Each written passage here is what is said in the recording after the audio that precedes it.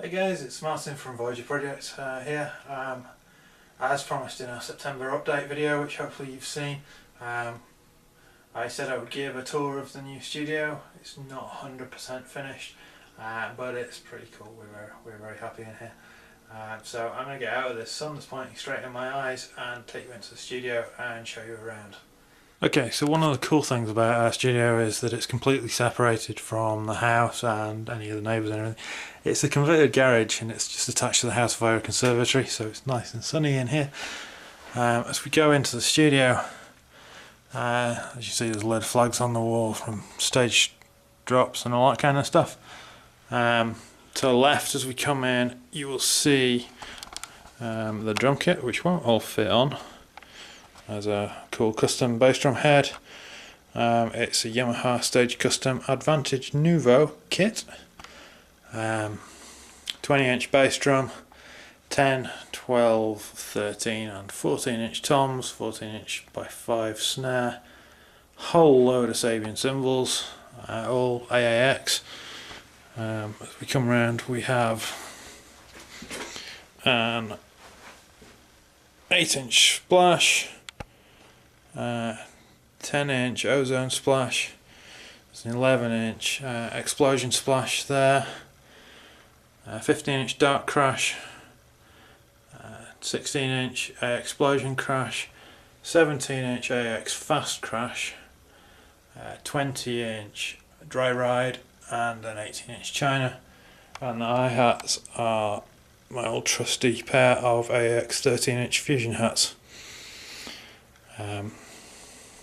Cool double pedal, all high-end hardware, rock and sock stool, very nice.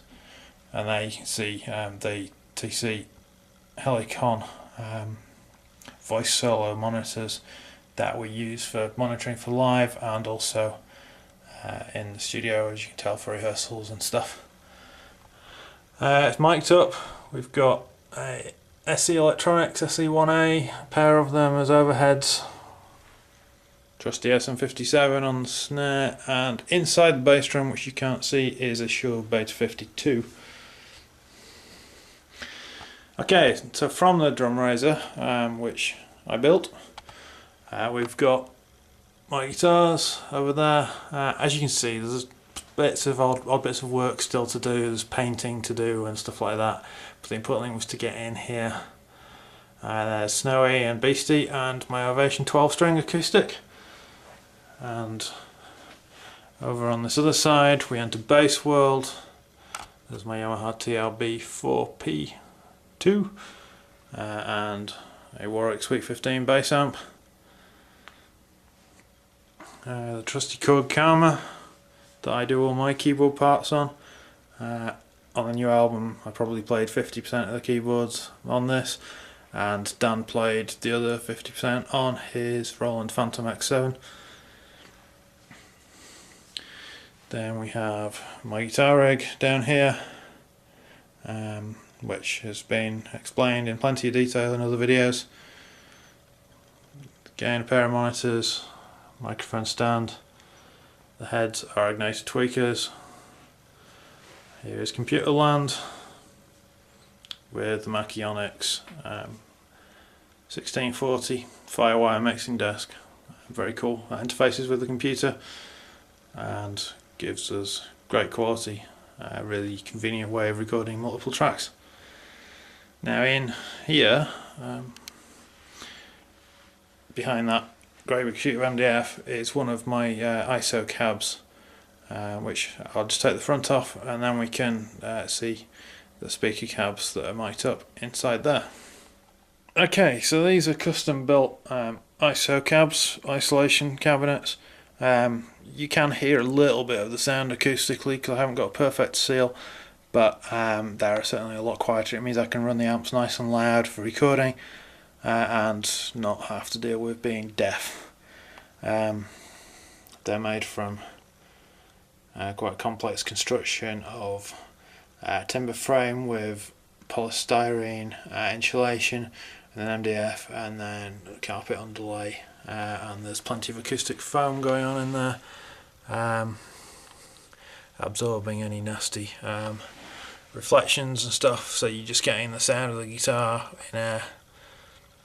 As you can see, it's a Magnetic Tweaker 112 cab, which I've got a Shure SM57 on an amp clamp and a Shure Beta 57 on a stand, and that will go through a tiny little hole at the back, which you probably can't see in the dark, maybe just in the foam, which is really only big enough for the 3 wires, the speaker wire. It's 2.5mm squared speaker cable in there, and the 2 mic cables to go through. And at the back there's bass traps, just to absorb too much low frequency, so it keeps the sound nice and tight. And I have 2 of these. I run my rig in stereo, so you need 2 speaker cabs, and initial sort of recording sessions and stuff, it sounded really good. Really pleased with what I've managed to achieve with these for relatively little outlay, and they're really strong and sound really good. The doors are just held on at the moment with magnetic catches. What I'm hoping to do is get some kind of latch for them, but for the moment the magnetic catches seem to be working pretty well. I say it's not absolutely silent. You hear a little bit of kind of low end muddiness.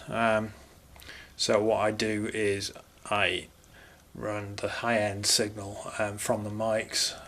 I just roll off the bass and they go to the monitors when I'm recording, so I can set the level I want, and hear what I'm playing, and it sounds really good.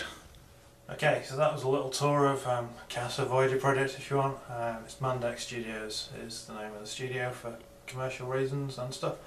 As I say, it's really useful having our own recording rehearsal facility here.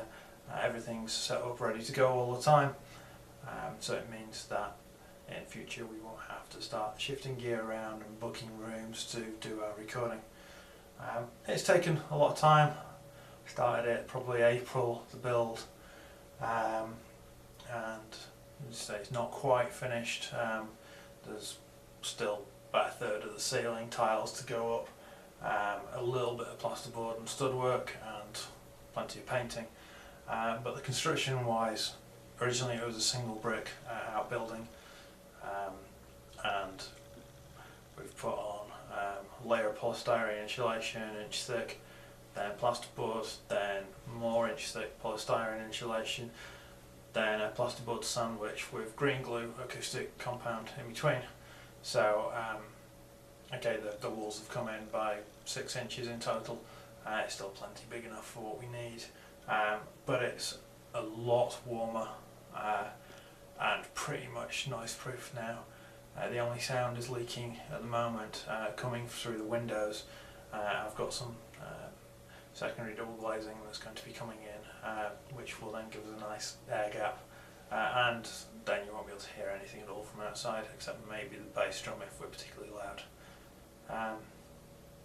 It's not been particularly cheap. I've probably spent so far around about £2,000 on the work, and I've done all the construction work myself.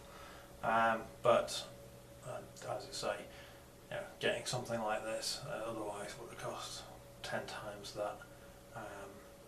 I've probably, as I say, got about another £1,000 to spend, including acoustic treatment and the windows. But yeah, this is Voyager Project's studio.